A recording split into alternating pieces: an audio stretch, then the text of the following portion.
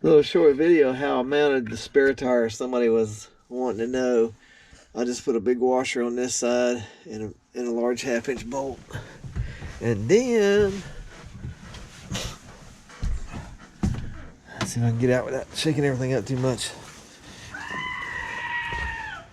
Then backed it up here.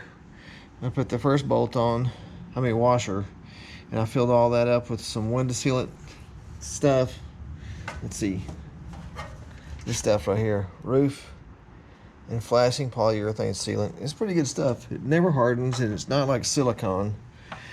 So, and then I took my second washer here and I bent it a little bit. So when I tighten this down, it's kind of like a lock washer.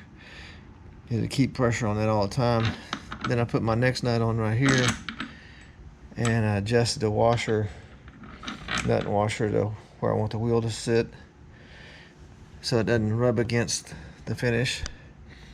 Then I have these two old feet off of a old pancake compressor, and the tire rest on that because I thought resting on the fender was a good idea, but I thought, I just thought it was a good idea because when it sits on the fender, it seems to slip and wiggle, and the more it wiggles, the more it's going to wear. And I just figured if it had some grip down here by having those two rubber feet, then it should save me some hassle down the road.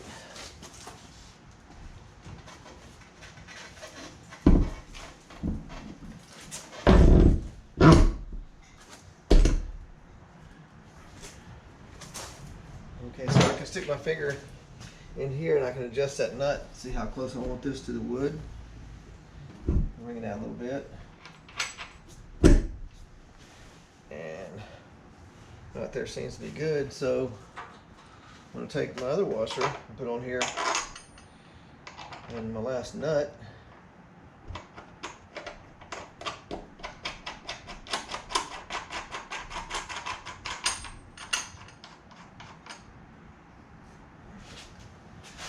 And probably what I could have done is do away with the fender and put those rubber bumpers right on these things. But I may upgrade the tires one day. Crank that down, and then I'll tie a piece of wire on here, like a piece of welding wire from my flux core welder. Just a short piece and tie it on there real tight to keep it from vibrating off. But that should be good right there. And there is a hole drilled in this fender so for it to drain. But I didn't want to just hang this off of the wood because that's a heavy tire. Now if I can just find me a tire cover. All right, excellent. Let's take this loose. And you can see I haven't moved the kayak since I did the demo how to put it up there. I've been busy with stuff.